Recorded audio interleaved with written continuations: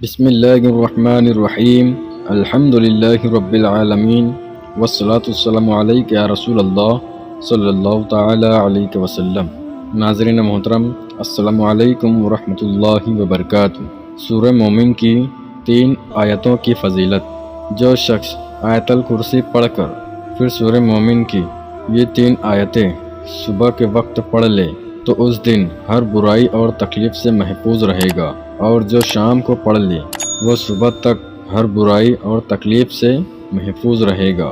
وہ 3 آیتیں یہ ہے: بسم اللہ الرحمن الرحیم، حامیم،